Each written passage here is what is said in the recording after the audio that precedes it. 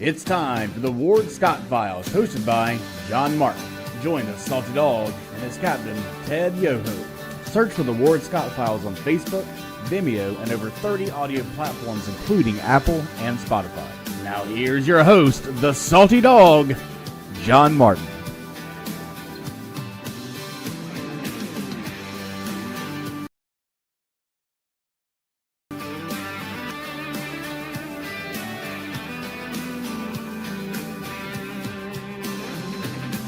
Well, good morning, everybody, and welcome to the 3 Ps, the Political Pirate Podcast with your host, the old salty dog, John Martin here.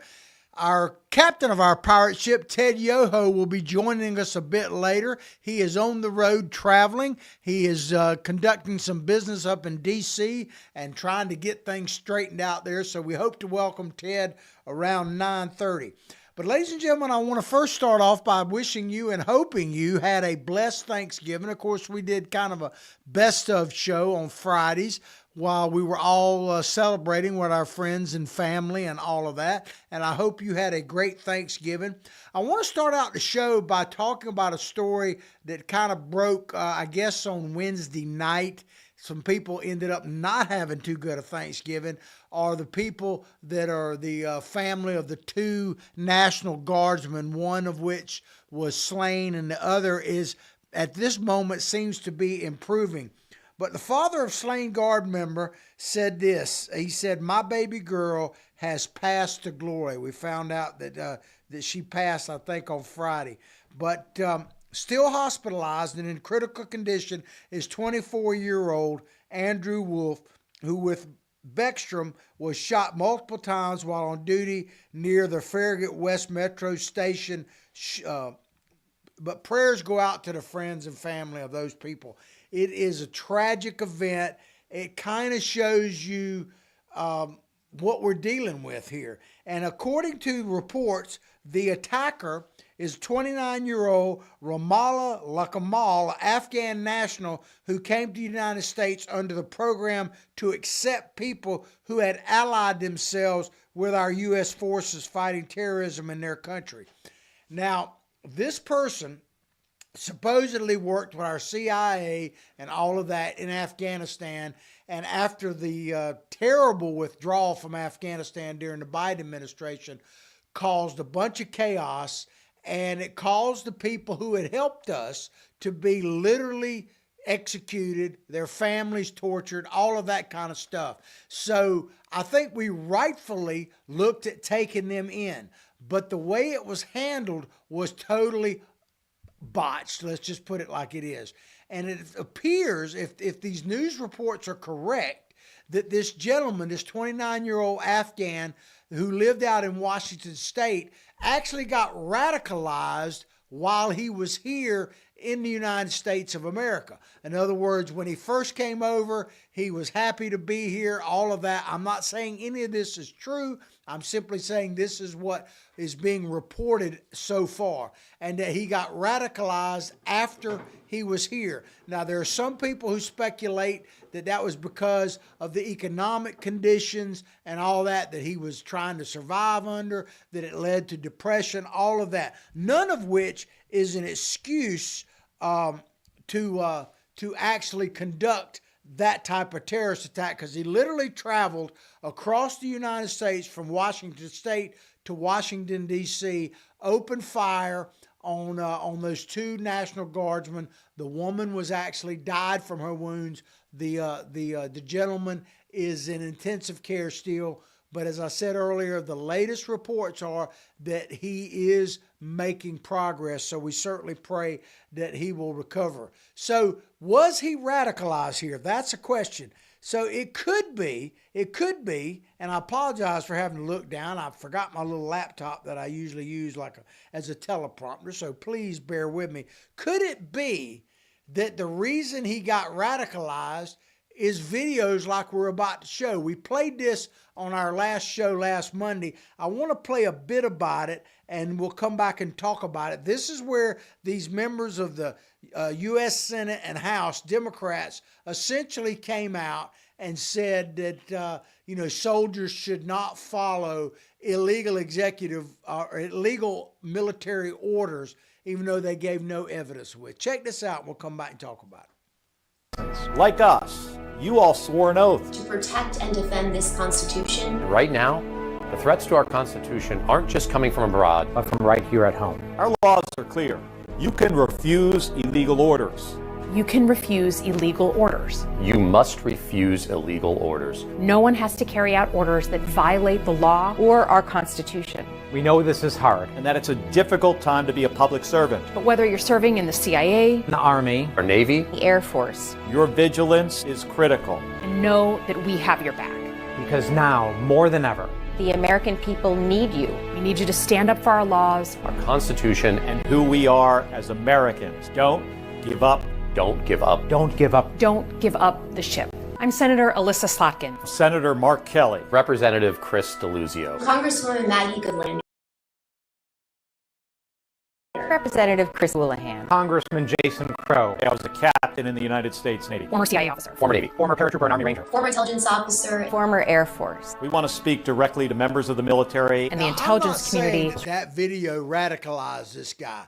But that type of attitude does lead to potentially radicalization, because if you believe, for instance, what Mark Kelly is saying there, that that members of our military, which includes the National Guard, are conducting illegal affairs, whether it be, on the streets with helping ICE agents and that type of thing, protecting federal facilities, with helping with law and order like they were doing in our nation's capital. If you are insinuating that those orders may be illegal without giving any specifics, like saying, here's an example of an illegal order, you are certainly creating an atmosphere that questions the integrity of the U.S. military and their chain of command. And so, yes, do I think that video specifically radicalized somebody like this Afghan immigrant? No.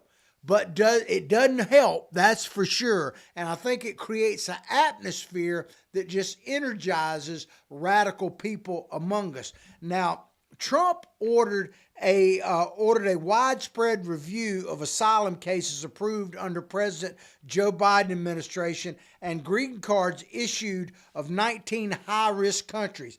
And so he's basically saying that a lot of the immigration policies that were adopted under the Biden administration, they're bringing into question now. And you can't really blame him, because this gentleman that tried to execute and did ultimately execute one of the National Guard members in D.C. this past week literally came here because of policies that were established under the Biden administration. Am I saying that the policies themselves were wrong? Not necessarily. At that time, they may have seemed correct. But, we need to review these types of things, because obviously in this individual case, it didn't work. And there are multiple cases very similar like this. So, I really believe that the president is right on track in trying to review some of these cases. Now, Mark Kelly, who you just saw on that video, the senator from Arizona. Now, keep in mind, like he said in there, he was not only a captain in the Navy, a fighter pilot, a decorated one, later became an astronaut. And as I said the other day when we did our show, he knows what radicalization can do to people, because his wife was nearly assassinated, was shot, who was a member of Congress. And of course, it was by somebody creating a terrorist act as well. So he, above all people, should know what this kind of rhetoric can create.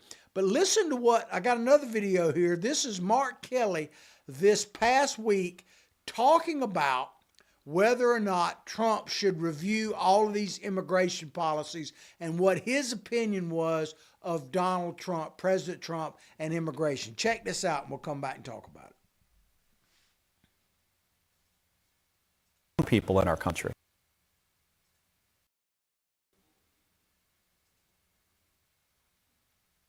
State exams are outdated.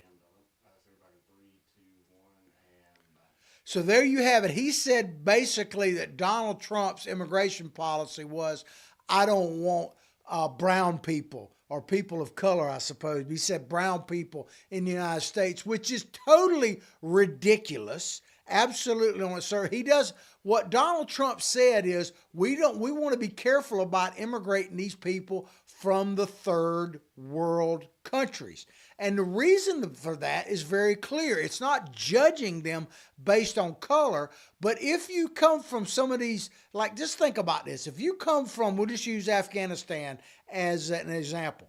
Afghanistan has been a war-torn country literally for not just decades, but literally centuries, for eons. It's been a tribal area. There are people who live pretty much close to like the Stone Age there and that type of thing. So if you take someone from one of those countries and dump them into America, so to speak, there's going to be a cultural shock to those people like you wouldn't believe. And they're going to tend to cling together. We've seen this same thing, for instance, in Minnesota, where you have all these Somali people. And I'm not necessarily talking about the latest scandal that's come out, and I will talk about a little bit of that in just a second.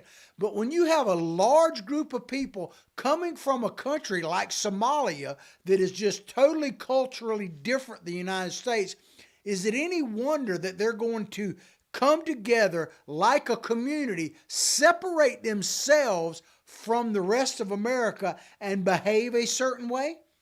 There's no question about that. You know, we used to be the melting pot.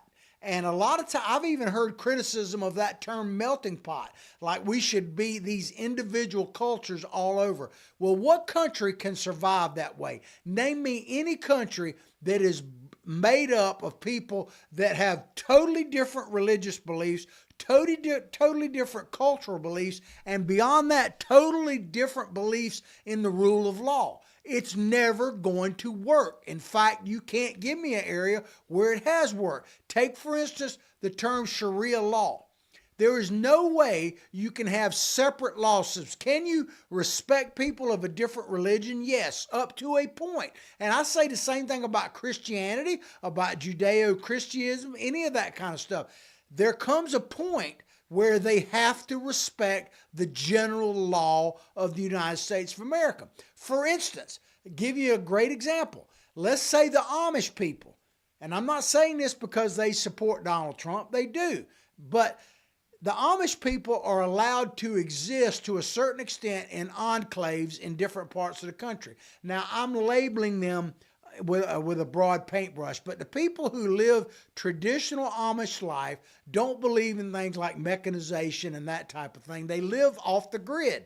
Now, that is very, very different, but they have to comply with basic laws of the United States. For instance, take the Mormons.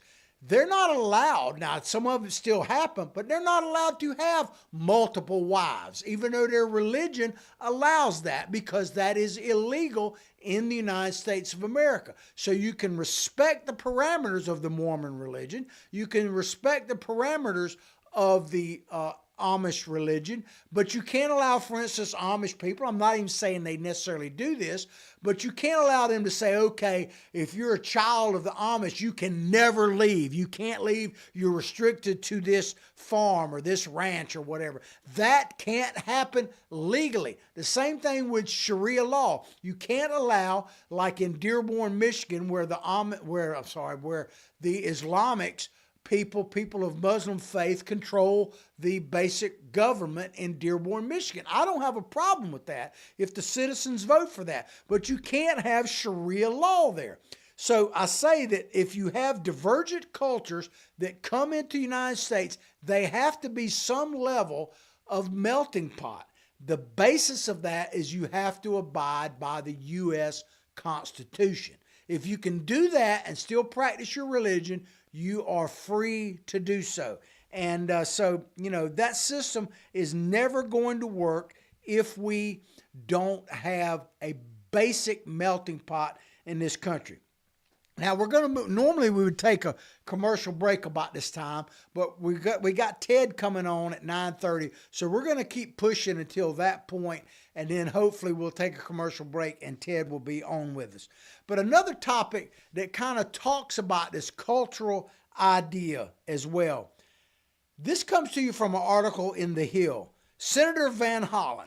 Now, you may remember him as the guy that defended the Maryland dad. Senator Van Hollen is a senator from the great state of Maryland who is extremely progressive, extremely liberal, whose name has come up from time to time as possible being a candidate for president in the 2028 elections. So we will see how that goes. But he's the guy that got really national fame when he went down and visited the Maryland dad, so to speak, in prison.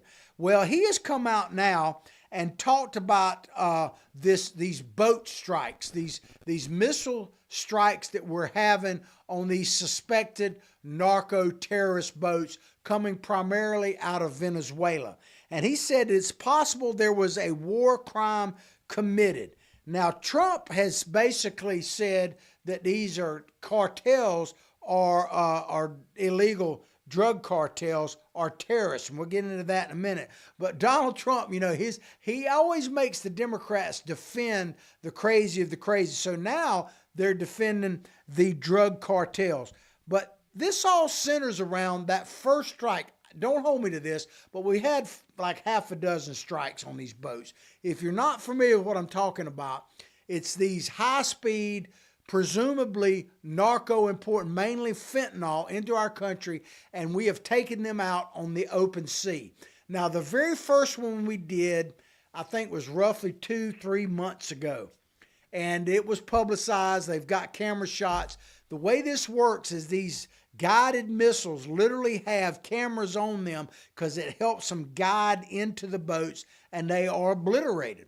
Well, according to some reports on that very first one, let me give a little caveat here. I'm not saying what I'm about to present to you is factually correct. I'm just telling you what the reports are, and I think some of this came out lately in the Washington Post. But Senator Van Hollen, in an ABC interview, said, I think it's very possible there were war crimes committed. What he's talking about, in that first strike that everyone saw the video of, the boat was obliterated. Now, I've seen no evidence of this, but there are reports now that there were survivors of that first strike and that they were clinging to remnants of the boat.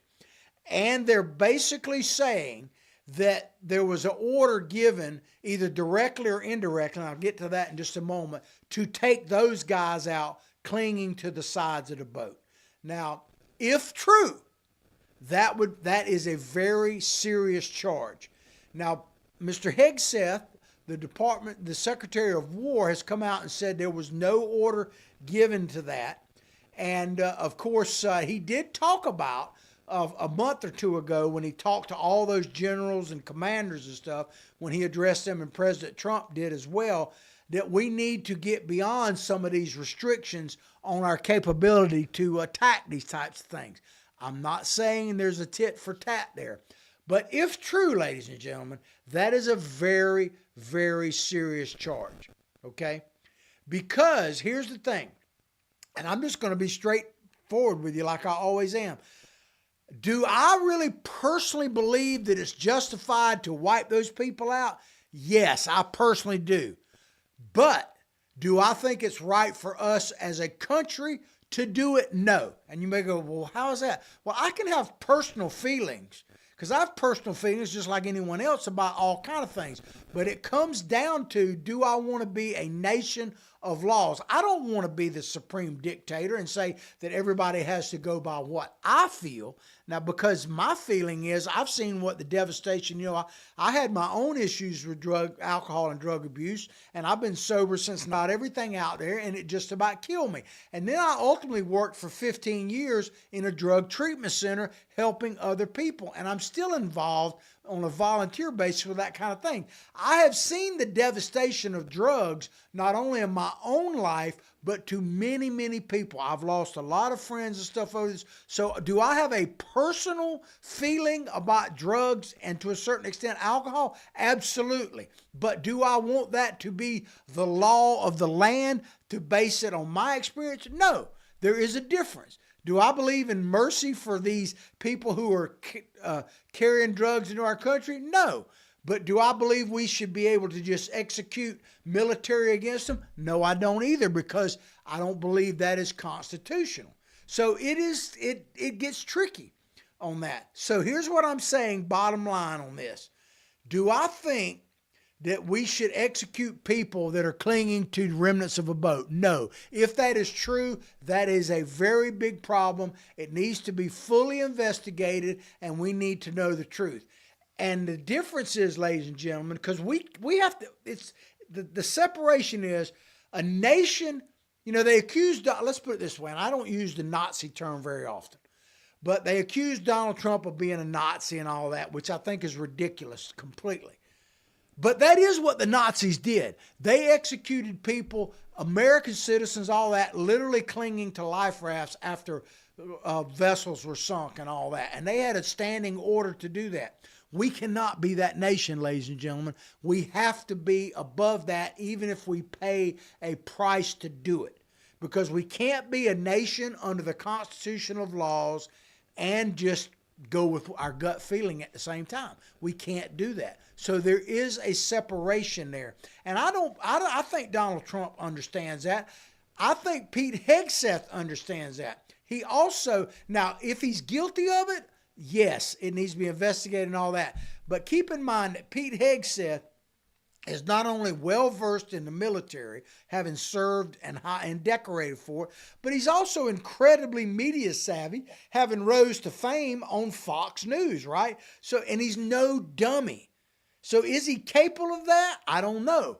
But at the same time, I give him the benefit of the doubt. Doesn't mean it shouldn't be investigated, but I give him the benefit of the doubt because I just don't think he's dumb enough to do that, okay? So I hope that came out. Now, on my way in today, I thought about, and I made a couple of phone calls because I wanted to talk to a smattering of people that I know about, friends of mine, that are, I don't want to talk to the progressive hardcore leftists because I know how they feel. I watch it all the time. In fact, I was watching it coming into work day or listening to it on the satellite. I was listening to Morning Joe, Morning Smo, and of course, this is all they're talking about. This idea that we killed these supposedly innocent people clinging to the life raft. That's the only thing they're talking about. You notice how they're not talking about Jeffrey Epstein right now because that's already backfired. And then they started having these senators and House members come in with no justification, no evidence about following illegal orders. Now, all of a sudden, this story breaks. So I think this is all being orchestrated to try to stop Donald Trump. So I don't listen to the progressive left as far as really valuing their opinion. I listen to them two reasons. One is a public service, so you don't have to. And the other is just to hear what the other side's thinking, because I try to balance my approach a little bit. But so I called some friends of mine that are various persuasions, but they're all kind of conservative. Some of them are hardcore MAGA supporters, period. Some are former and current business people that are just generally hardworking Americans and that kind of thing. And the consensus I got was there's no sympathy for these drug smugglers, if in fact true. And just like me, they do believe that smuggling drugs into our country is an act of terrorism into our country. I do firmly believe that. So from that sense of it, they don't have to be a declared war, because the President Trump, I think rightfully so, has declared these drug cartels as terrorist organizations. And therefore, if you believe that, which I do, then they are terrorist acts to come in, okay? But I did have a few of them, really all of them, believe the same thing I do, that even though they personally strongly support killing these guys, they also believe that we are a nation under laws of the U.S. Constitution. I don't see any confusion in that, as I explained as eloquent as I could my own opinion. So I'll sum it up this way. I have no issue with killing these people that are bringing in these drugs. They're enemy combatants in the sense that they're terrorist organizations trying to kill U.S. citizens. But we have to have a constitutional republic based on the Constitution and the laws. So if it's true that we killed these people after they were rendered helpless, that needs to be fully investigated, and whoever is responsible brought to justice, whether it's civilian or military, based on the laws. I hope that pretty much explains it, okay? So President Trump said on social media about this, on Truth Social, this is what he said. He had a call, by the way, with the Venezuelan dictator, president, whatever you want to call him, Maduro, this past week. It got reported by, I believe, the New York Times. President Trump was asked while he was on Air Force One, did he have that call? He said, yes, I did, but I'm not going to talk about it. He was pressed about it, whether it was a good call, bad. He said, I had a call. It was a call. I'm not going to talk about the details, period, okay? But he did post this on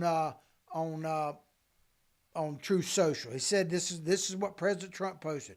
To all airlines, pilots, drug dealers, and human traffickers, please consider the airspace above and surrounding Venezuela to be closed in its entirety.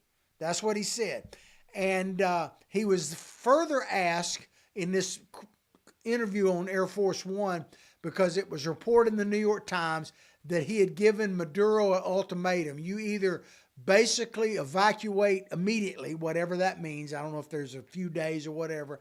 If you do it now, we'll allow safe passage for you, your wife, and I think a son or daughter or something like that. But you got a short period window of time to do that. When Trump was asked that, he basically insinuated that that was true, but didn't officially confirm it, And so we'll see what happens. Now, I want to move into another story here. This one is about tomorrow. There's a special election in the state of Tennessee, primarily centered around Nashville. There is a open house seat there, U.S. House seat, because a gentleman, let me get his name. I want to make sure I get this correct.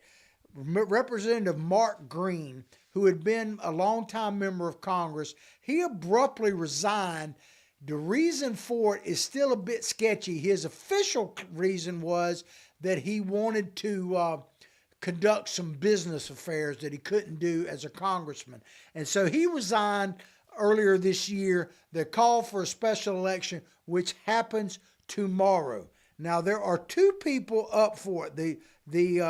The lady who is representing the Democratic Party is a state legislature, is standing, and she's a local state representative in Tennessee, represents basically the core of Nashville, which this House district is in.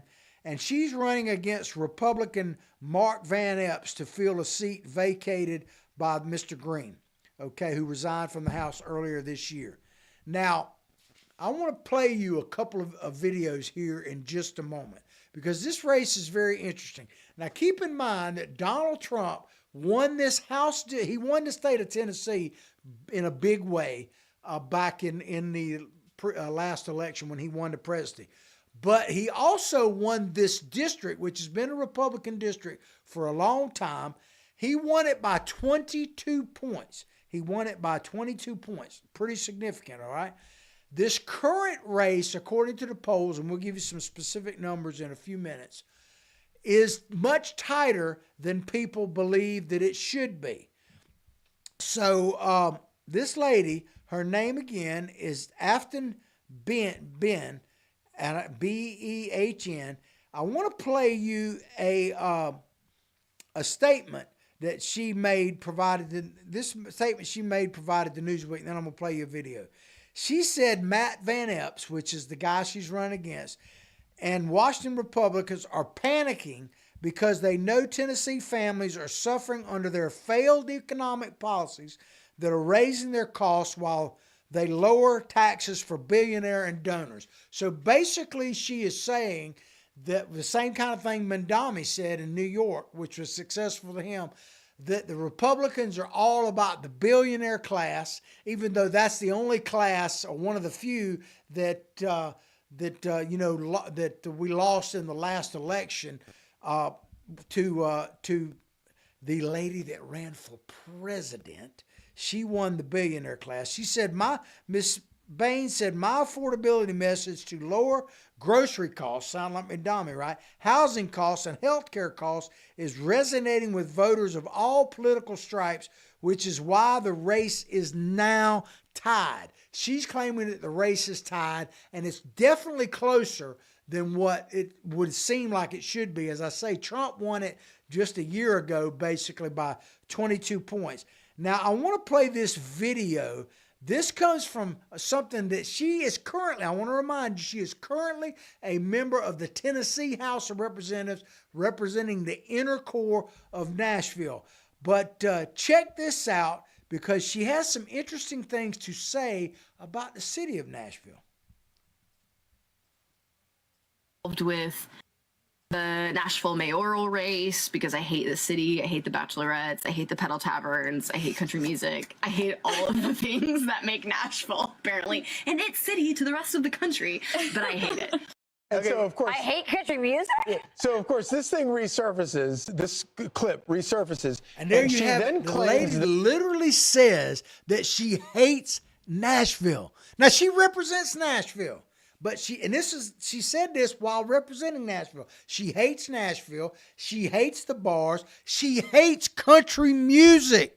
Okay? I mean, you can hate country music. There's some of the newer stuff I don't particularly care for. But I can't imagine representing the city of Nashville and saying, I hate Nashville, I hate country music. What would be a disqualifier if you were voting? I would ask the progressives that are supporting her, if you live in the city limits of Nashville, what would she have to say to disqualify her from running? And keep in mind the election we just had in the great state of Virginia, where you had like the people where you elected that guy to the Attorney General's office that literally had texts come out that he admitted to sending that said he wanted a Republican member, actually I believe the Speaker of the House of Virginia, assassinated, and he wanted his kids killed as well. He admitted to saying that.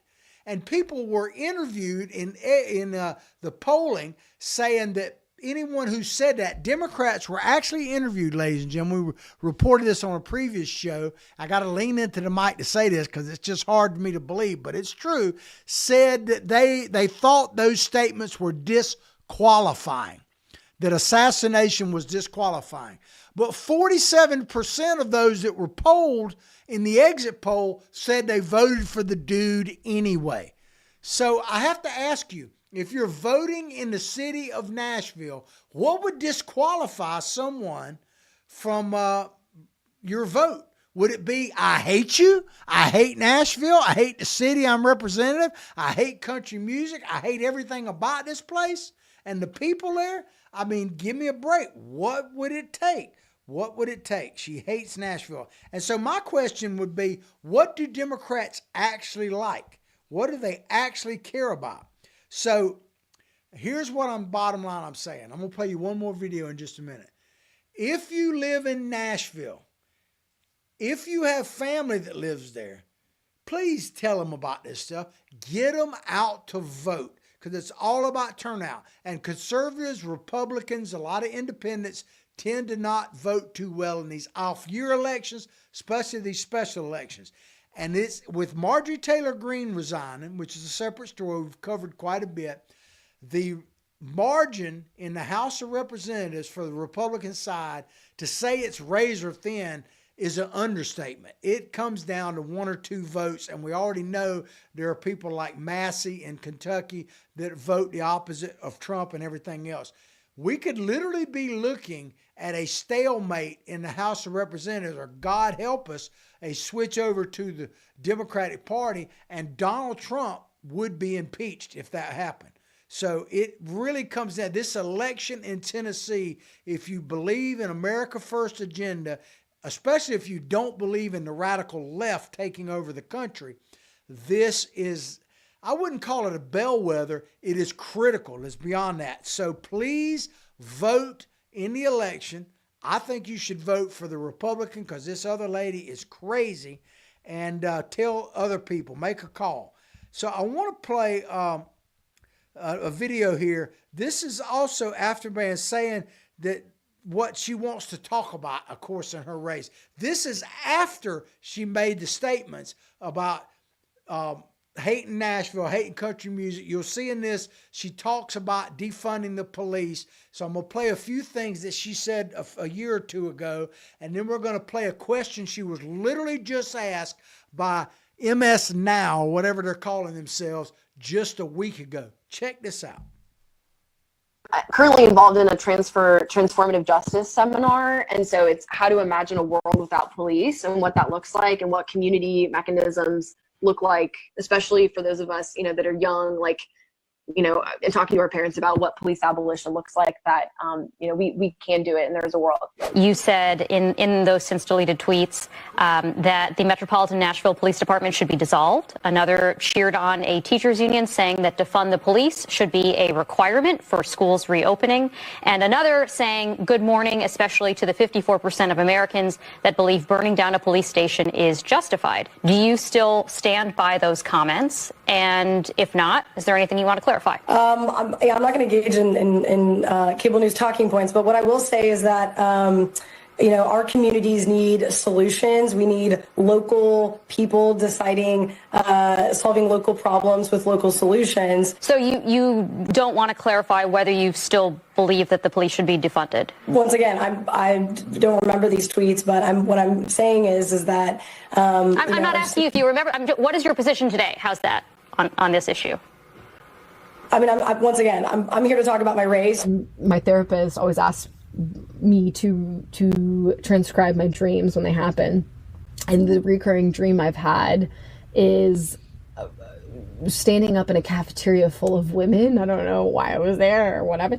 And saying, I don't want children, I want power. And just screaming it at the top of my lungs. The deeply patriarchal structures that these women are involved with because they've chosen marriage and they've chosen to raise children. And I think in the South, it's incredibly difficult to shake those. Some committees open up with prayer. We also stand for the pledge. And there are also prayer groups in the legislature that meet routinely. There are Christian pastors that have a lot of say and proximity to power in the legislature and dictate a lot of what the power players do. And it is uncomfortable. Every legislative session, I promised to carry a trans Bill of Rights so that we could push back against the far-right narrative that is being emanated by Matt Walsh and the Daily Wire, who have set up their home in Nashville. And I promised to do that. I promised to fight for our trans community. We identified threats from white-wing groups, and I'm that they would specifically talking to people in Nashville, Tennessee, or people who have family and friends there to try to encourage them to get out and vote tomorrow. This lady, Afton Bain, I think is how you say her name, is BS crazy. She is absolutely nuts. But Mandami won essentially saying the same thing. She's literally saying, and I played you part of that interview. If you go back, and I would encourage you to look at the whole video and pull up any of them. She's saying about defunding the police, literally word for word saying we need to. She even talks about how people should get behind burning down. Did you hear her say burning down police precincts is justified in certain circumstances? She's running for Congress, ladies and gentlemen, is a current member of the Tennessee House of Representatives, and talking about burning down police stations is justified. I mean, you don't have to have me saying it. She's saying it. And then when she's asked in a recent interview that was only about a week ago by the MSNBC now, it used to be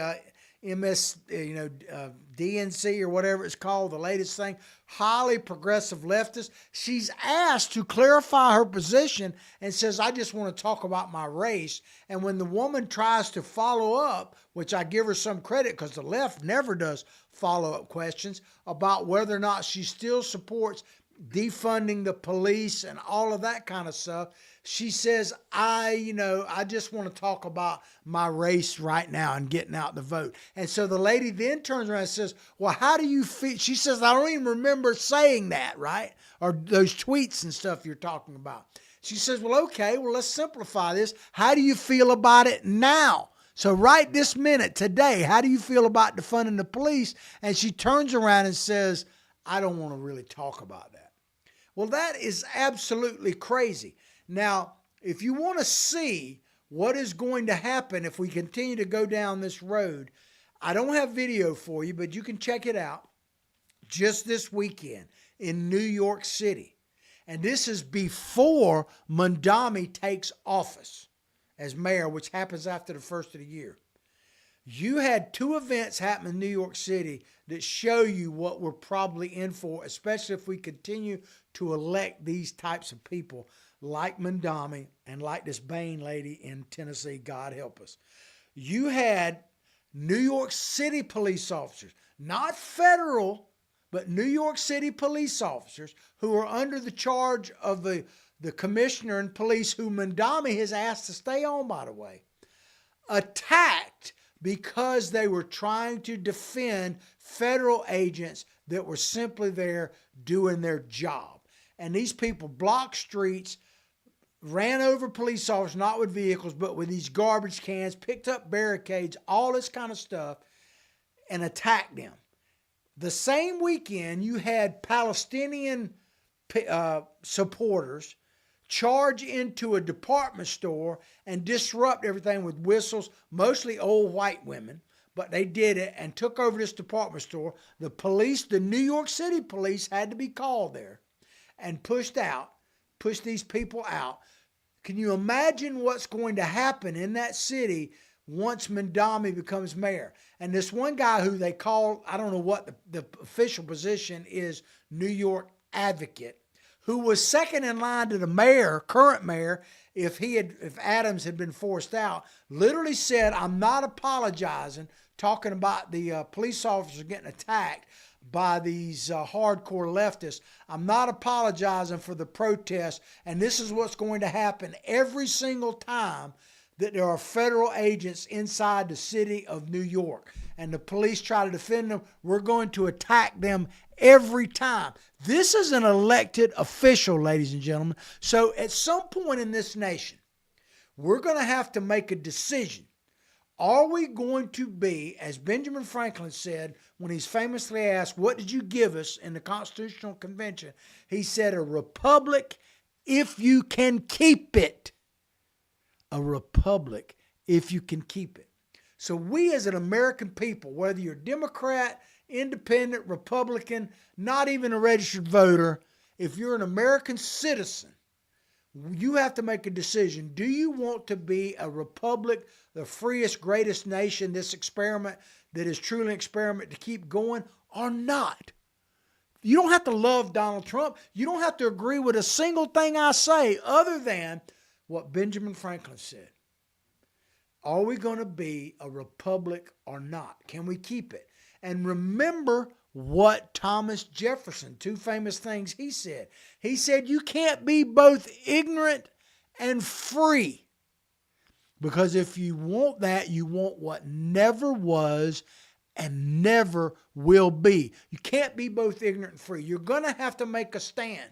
He also said, and God help us, I hope this doesn't come to this, Thomas Jefferson, he said, the tree of liberty sometimes has to be watered by the blood of patriots. I don't want to see it come to that. But make no mistake, if we keep going down the road where we elect people like this Ben lady who literally can stand in front of the cameras and say, I hate Nashville. I want burning down police stations can be justified, that type of thing. If a person like that can get elected in the great state of Tennessee to Congress, ladies and gentlemen, we're going to have to man the real ramparts again. There is no doubt about that. Make no mistake, it is going to happen. All right, ladies and gentlemen, I've been winding on. I'm hoping Ted will join us, but we're going to take a quick commercial break.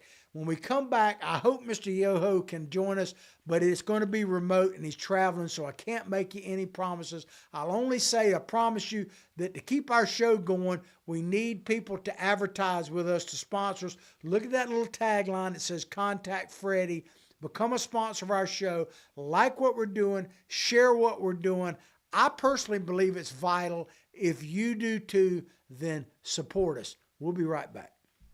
Although the owner of Lewis Oil Company maintains she is 29, Lewis Oil turns 60 years old in June. Chevron would like to recognize the North Florida second-generation family-owned business, celebrating its growth and staying power. Lewis Oil Company maintains significant on-hand supplies, strategically located fuel depots, a delivery fleet, on-site service, fuel card locks, and convenience stores. Lewis Oil Company understands its responsibility in the local economy by providing service and delivery on demand and in crisis. As a first responder for 18 Florida counties and the Southeast from Texas to Virginia, we are proud of this rare accomplishment. Lewis Oil delivers. This is Ward Scott, and I want to thank all our sponsors who keep the show going and pay the bills. The Ward Scott Files premium sponsors are Crime Prevention Security Systems, large enough to serve you, small enough to care. Meldon Law, the only official injury partner of the Florida Gators. The Ward Scott Files Gold sponsors are Lewis Oil Company, Shoot GTR, On the Spot Dry Cleaners, R&R Construction, and Style Cuts. If you are interested in promoting your business on the show, you can visit our website, www.wardscottfiles.com, and click on the Advertise Here banner on the right side of the page, or call my friend Freddie at 352-284-3733. Again, thank you to all the great businesses that support the Ward Scott Files. And remember, if you like the show, thank our sponsors and support the businesses that support us. What you just said is one of the most insanely idiotic things I have ever heard. Everyone in this room is now dumber for having listened to it. May God have mercy on your soul. Or that very much surprises me that you've never been tased. You can't handle the truth! All bees poop. A warthog. He's going to come up the steps. Here he comes. Oh my goodness, and he's huge. Hello, boy. I wonder if we can pet him. Hi, boy. Can we touch him? No, don't. Help me! Help! Help!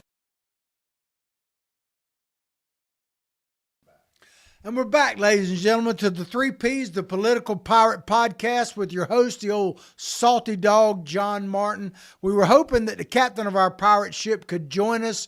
He's traveling on the road right now and got some issues. He's in D.C. that we had some technical issues. He may still join us. If he does, we'll get a little hello from Ted. But I'm going to keep going. Now, I want to talk a little bit about sports right now.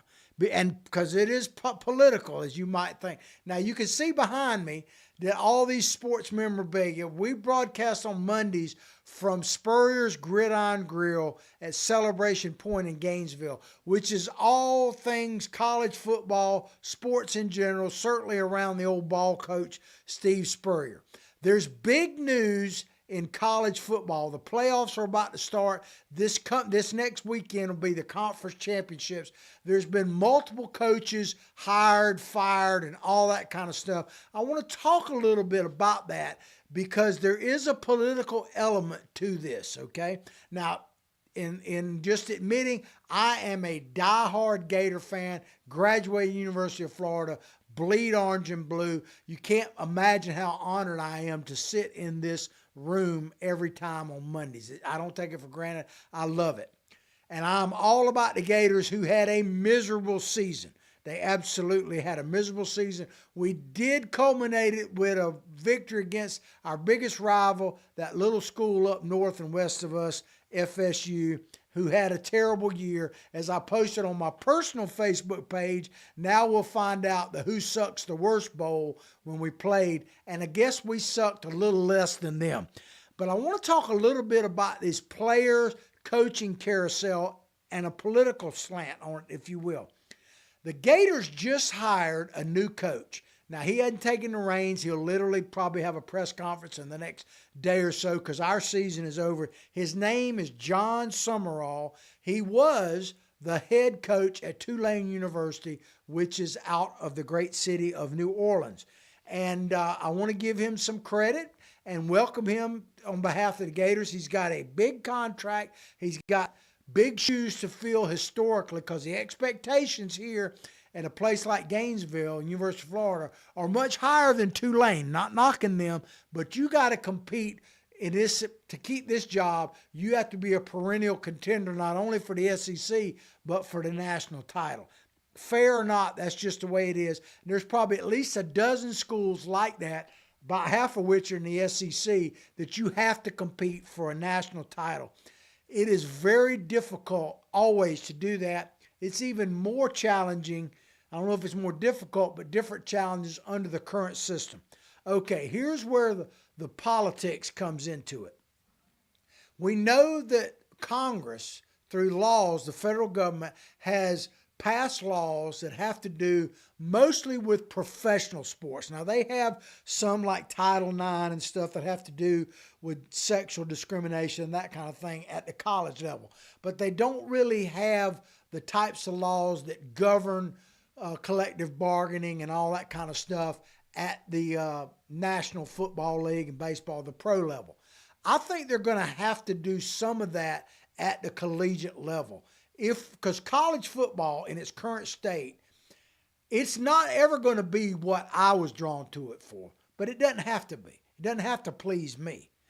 But I do think there's got to be some regulations. I want to give you the ultimate outcome of this. If there's not some regulations, I think two things are going to be lost. One is, I think football programs in some schools are going to go away, because they're just not going to be able to compete, and there's too much money. It's too expensive. It is tremendously expensive to run a football program. Most schools don't make money on it. Places like University of Florida and Alabama and Michigan and Ohio State, they make tons of money that support the other programs. So they're very vital to the whole atmosphere. But a lot of colleges are going to end up packing it in because they just can't compete. I believe that might be 10 years from now, but I believe we're on that trajectory. The most critical thing, and we've already certainly lost this over time, even before we got into this current situation, we're going to lose any concept of a student athlete, period. And you may go, well, we haven't had that in a while. True to a point. It has been being whittled away for a long time. But make no mistake, ladies and gentlemen, make no mistake, there are literally hundreds, if not thousands, of kids across the university systems, and I'm not just talking about big schools like UF or Ohio State, but across the board, who are true student athletes, and many of them, especially in sports like football, have people going to college that may be the first person in their family to ever attend university, period. And most of them are not going to make the NFL, are not going to make the NBA. And a lot of them aren't even going to make a whole lot of money in this college. Some of them are going to make millions, no doubt about it. And there's generations. I'm not necessarily opposed to that. But if we totally lose the student-athlete aspect of this, we're going to see ramifications across our society that I don't think we're really ready to prepare for. No one's given it thought. So I say all that to say this. I think Congress is going to have to get involved. And you know, I'm not a big government person. And get some type of regulation similar to what happens in the pro sports. And it's going to have to, dare I say it, to happen in the coaching professions as well. There are going to have to be some types of regulations in this, like contracts. For instance, the difference between the pros and college is in pros, in order to make sense, we'll just use the NFL as an example. You have to sign a deal that obligates you to like 3 years, maybe 10 years, whatever it is. And there are elements of that if you transfer or get to another team or traded, that there's consequences for that, both to the team and the player.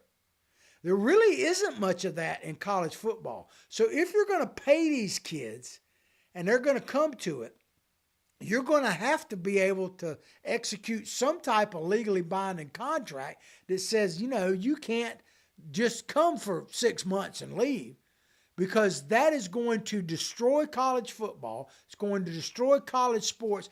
And ladies and gentlemen, let me just say this, and I'll probably close on this. If you can hate men's college football all you want.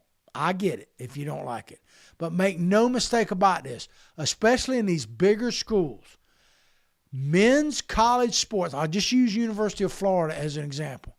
There's only one sport that has consistently made money in my lifetime at the University of Florida, and that is men's football. The basketball team makes a little bit now over the years because they've won some national titles and all that. But baseball makes zip, goes in the hole. Women's sports, I'm just telling you, women's sports makes $0. I don't mean they don't have money, but they're subsidized by men's football. They are. It's just a fact. So if that program, let's just put it this way, and I'm not even predicting this to happen, but if the men's football program went away at the University of Florida, basically all sports would go away at University of Florida, and a lot of people who have been first generations, it doesn't really matter what generation, literally got something out of college experience would be lost and probably gone forever. So I say, in order to protect sports and opportunities for young athletes to gain a college education, I don't see how Congress can possibly stay out of it. That's my little bit. I wish the new coach well. I don't have anything against Lane Kiffin and all that. That is a whole messed up situation. I feel bad for the kids that are at Ole Miss that have gotten the historic season that could actually contend for a national title.